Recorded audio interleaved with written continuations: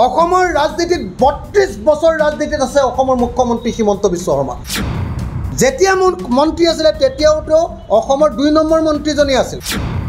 কেঁচু ৰাজহাৰ নথকা মুখ্যমন্ত্ৰী এজনৰ অৱস্থা দুৰ্বল, নিশকটীয়া, ২ নম্বৰী আত্মসমৰ্পণকাৰী এজন মুখ্যমন্ত্ৰী। আপোনাৰ মুখখন থাকিলে বুলি এনেকুৱা চেলেপু কথাৰে অসমৰ বানপানী সমস্যাটোক আপুনি লঘু কৰিব নেকি? এতিয়া নতুন দিব্য প্ৰাপ্তি হৈ তেওঁ কৈছে যে অসমৰ বানপানী সমস্যাক ৰাষ্ট্ৰীয় সমস্যা ৰূপে ঘোষণা কৰিব নালাগে, তেতিয়া অসমলৈ এজনো মানুহ ৰাজনৈতিক লেং মাৰি নিজৰ ক্ষমতাত থকাটোৱে হ'ল হিমন্ত বিশ্ব শৰ্মাৰ একমাত্ৰ ৰাজনৈতিক উদ্দেশ্য।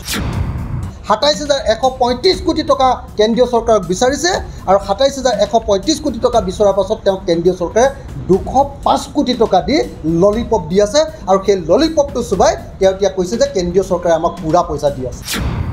হিন্দু মুছলমানৰ ৰাজনীতি কৰিবৰ কাৰণে আপুনি বিশেষ অধিৱেশন আয়োজন কৰিব পাৰে। ২ নম্বৰী পলিটিক্সৰ কাৰণে বিধানসভাৰ বহুত সময় থাকে আপোনাৰ, কিন্তু অসমৰ বানপানীক লৈ আলোচনা কৰিবৰ কাৰণে বিধানসভাৰ বিশেষ অধিৱেশন কিয় আয়োজন কৰিব নোৱাৰে? আজি অসমৰ মুখ্যমন্ত্ৰীজনৰ কাৰণে হাতীমূৰা মথাউৰিটো ভাগিল। সৰ্বানন্দ সোণোৱাল ডাঙৰীয়া এজন জনজাতি মুখ্যমন্ত্ৰী আছিলে। তেওঁক লেং মাৰি কেনেকৈ মুখ্যমন্ত্ৰী হ'ব লাগে এই কৌশল খুব ভালকৈ জানে। আৰু প্ৰধানমন্ত্ৰীৰ গাড়ীত কেনেকৈ জাপ মাৰি উঠি কেনেকৈ টিভিত লাইভ ল'ব পাৰি সেইটোলৈকে তেওঁ খুব ভালকৈ জানে। কোনোবা এটা পৰিয়ালৰ এটা গৰুৰ নামত দৈনিক ৪ কেজিকৈ যদি দানা দিছোঁ বুলি কোনোবাই প্ৰমাণ কৰিব পাৰে, তেতিয়াহ'লে মোৰ নাম অখিল গগৈ নহয়। আছে তেওঁ মানুহ ক'ৰ? অসমৰ মানুহ নেকি? ক'ৰ মানুহ তেওঁ? ক'ৰ পৰা আহিছে তেওঁ? তেওঁতো অসমৰ কাৰণে ধান্দাই নাই। তেওঁ এজন হেৰি হয়, বিল্ডাৰ হয় দে। তেওঁ বিল্ডাৰ গুৱাহাটীত বিল্ডিং বনোৱা মানুহটোকনো বাৰু গুৱাহাটী উন্নয়ন দপ্তৰৰ মন্ত্ৰী পাতে নাই? গোটেই মাটিকাল লুটিব এতিয়া। তেওঁলোকৰ হিচাপ মতে এতিয়া আইনবিলাক কানুনবিলাক বনাই ল'ব। তো এই মুহূৰ্তত মই ভাবোঁ যে অশোক সিংঘালে পদত্যাগ কৰিব লাগে। আৰু মই পীযুষ হাজৰিকা ডাঙৰীয়াক, চুটবুট মন্ত্ৰী পীযুষ হাজৰিকা ডাঙৰীয়া, তেখেতক গজদন্ত মিনাৰৰ পৰা অলপ তললৈ নামিবলৈ আহ্বান জনাইছোঁ। অলপ বডি লেংগুৱেজটো বানপানীত পৰা মানুহৰ ওচৰত অকণমান কমকৈ দেখুৱালে ভাল লাগিব। ৰজা অহাৰ নিচিনাকৈ আহে, প্ৰজাবিলাকৰ ওচৰত যিটো খোজ দিয়ে, যিটো কথা কয়, যিটো ডাইলগ মাৰে, এনেকুৱা লাগে যে আমি গণতান্ত্ৰিক দেশত থকা নাই, আমি সামন্ত যুগত আছোঁ। সামন্ত যুগতকৈ আগত শ্লেভৰ যুগতে আছোঁ, দাস যুগতে আছোঁ। তেওঁলোক দাস প্ৰভু, আমিবিলাক দাস। আমাৰ সন্মুখত তেওঁলোকে ৰজাৰ নিচিনাকৈ কথা কয়।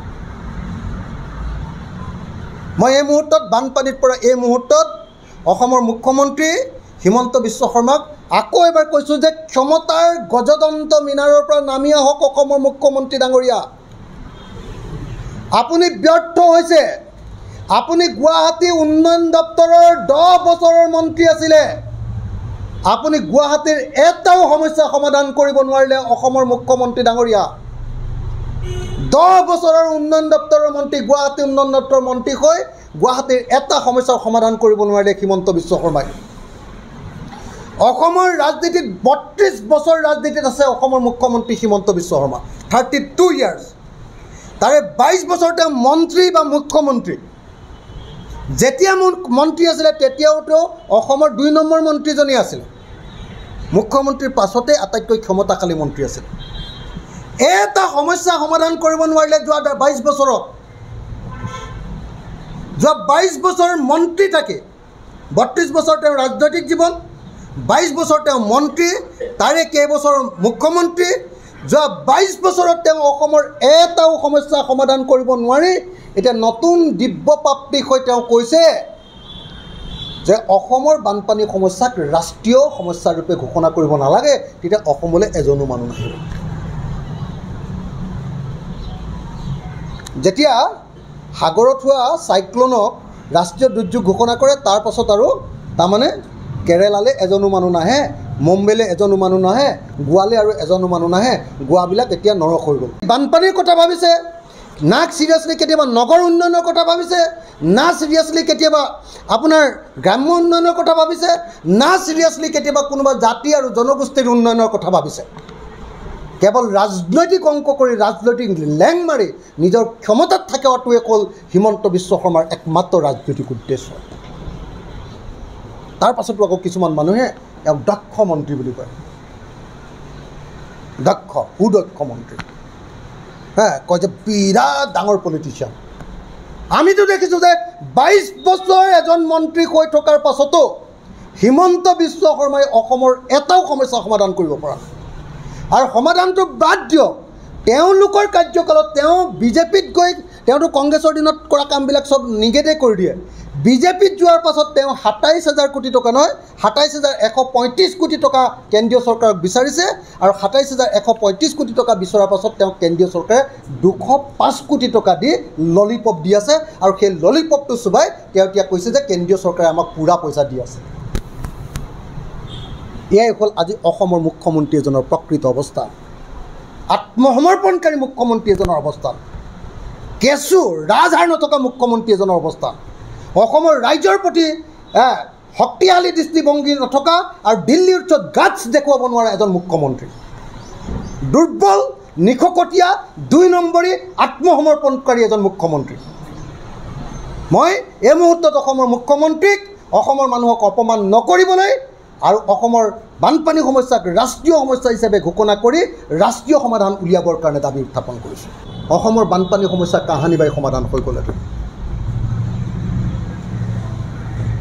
মই সেইকাৰণে অসমৰ হিমন্ত বিশ্ব শৰ্মাক হিন্দু মুছলমানৰ ৰাজনীতিৰ কথা বাদ দি এই মুহূৰ্তত বিধায়ক হিচাপে প্ৰত্যাহ্বান জনাইছোঁ যে আপুনি অনতি বিলম্বে যদি সাহস আছে অসম বিধানসভাৰ এক বিশেষ অধিৱেশন আয়োজন কৰক বানপানীক লৈ।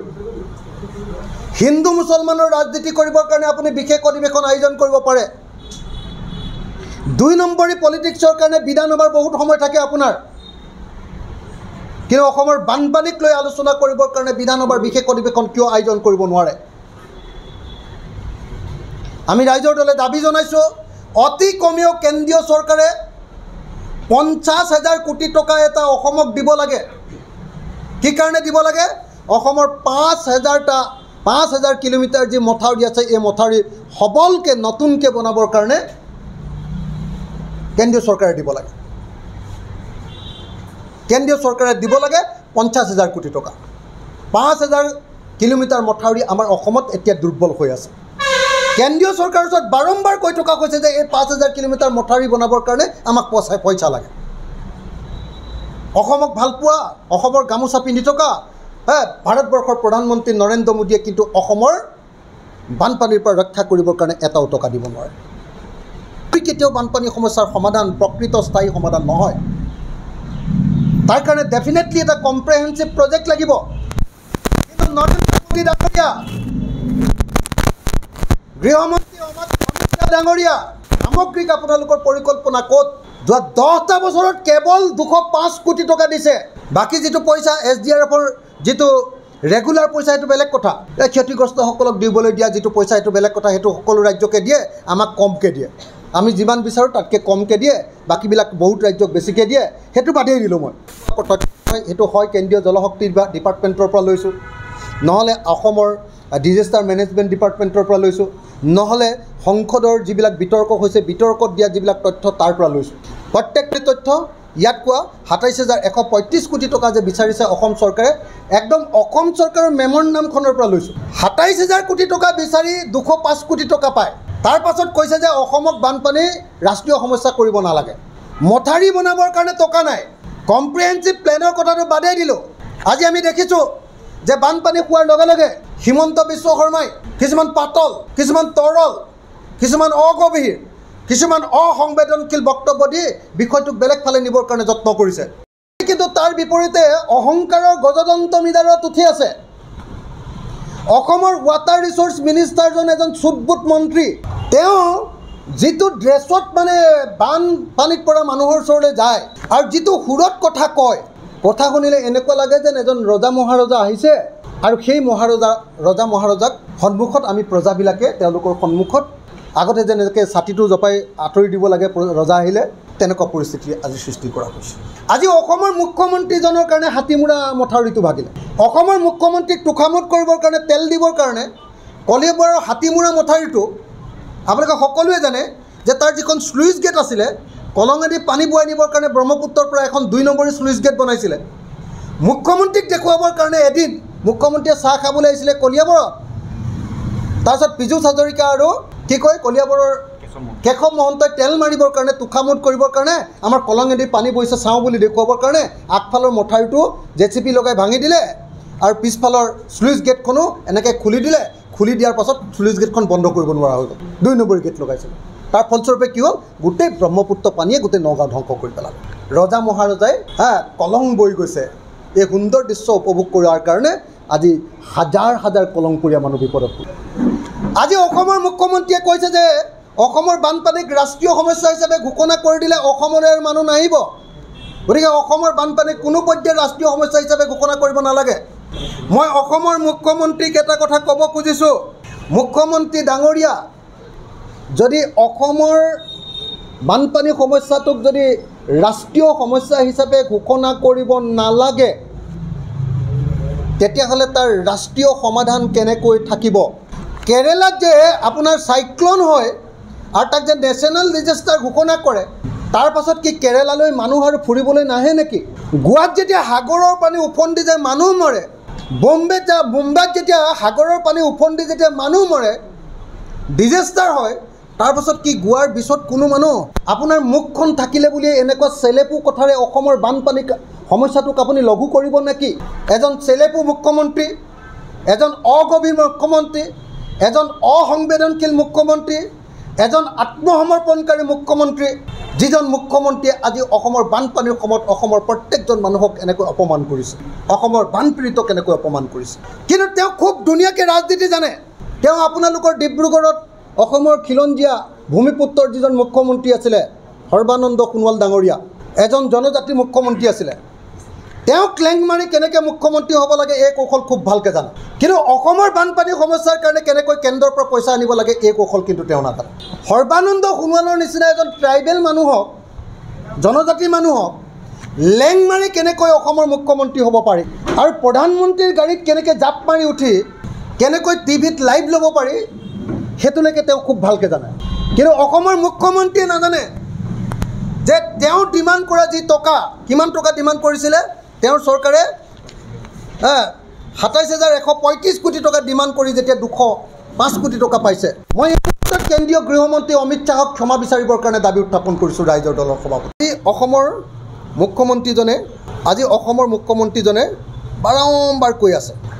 মুখ্যমন্ত্ৰীজনে বাৰম্বাৰ কৈ আছে আমি অসমক বানমুক্ত কৰিম অসমৰ মুখ্যমন্ত্ৰীজনে কৈ আছে যে আমাৰ পইচা আছে আমাক পইচাৰ দৰকাৰ নাই কেন্দ্ৰীয় চৰকাৰে আমাক যথেষ্ট পৰিমাণৰ পইচা জমা দি থৈছে আমি সেই পইচাই খৰচ কৰিব পৰা নাই অথচ আমি সকলোৱে জানো যে এই সময়ত অসমৰ বানপানীত মানুহ এনেকুৱা ধৰণে ক্ষতিগ্ৰস্ত হৈছে যে মানুহৰ অৱস্থা নাই মই এইটো স্পষ্টকৈ ক'ব পাৰোঁ এজন বিধায়ক হিচাপে মোৰ নিজৰ সমষ্টিতে আনকি আজিৰ দিনটো পৰ্যন্ত বাৰম্বাৰ দাবী কৰাৰ পাছতো ৰিলিফ মেনুৱেল অনুসৰি এতিয়ালৈকে কোনো মানুহক কেতিয়াও কোনো পৰ্যায়ত চৰকাৰে বান সাহায্য দিয়া নাই বান সাহায্যৰ ৰিলিফ মেনুৱেল অনুসৰি এজন বয়োজ্যেষ্ঠ মানুহক বানপানীত পৰা মানুহক বা ৰিলিফ কেম্পত থকা মানুহ এজনক এদিনত ৬০০ গ্ৰাম চাউল আৰু ৬০০ গ্ৰাম চিৰা দিব লাগে আৰু তেখেতক ৭৫ টকা হাত খৰচ কৰিবলৈ দিব লাগে ৭৫ টকা নহয় ৬০ টকা হাত খৰচ কৰিবলৈ দিব লাগে তেখেতক এদিনত ১০০ গ্ৰাম দাইল দিব লাগে আৰু ১০০ গ্ৰাম গুড় দিব লাগে মই অসমৰ মুখ্যমন্ত্ৰীক প্ৰত্যাহ্বান জনাই কৈছোঁ যে অসমৰ কোনোবা এটা বান শিবিৰত বা অসমৰ যিকোনো বানপীড়িত মানুহক যদি অসমৰ মুখ্যমন্ত্ৰীয়ে ক'ব পাৰে যে এদিনত এজন মানুহক গোটেই পৰিয়ালক নহয় এজন মানুহক ৬০০ গ্ৰামকৈ চাউল দিছোঁ ১০০ গ্ৰামকৈ দালি দিছোঁ মিঠাতেলৰ কথা বাদেই দিলোঁ ৬০০ গ্ৰামকৈ চিৰা দিছোঁ আৰু ১০০ গ্ৰামকৈ গুড় দিছোঁ যদি অসমৰ মুখ্যমন্ত্ৰীয়ে ক'ৰবাত ক'ব পাৰে মই প্ৰত্যাহ্বান জনাইছোঁ তেতিয়াহ'লে মই মুখ্যমন্ত্ৰীৰ সন্মুখত ক্ষমা খুজিম এইটো স্পষ্ট যে অসমত বান শিবিৰবিলাকত এতিয়া মানৱতাৰ বধ্যভূমিত পৰিণত হৈছে বান শিবিৰবিলাক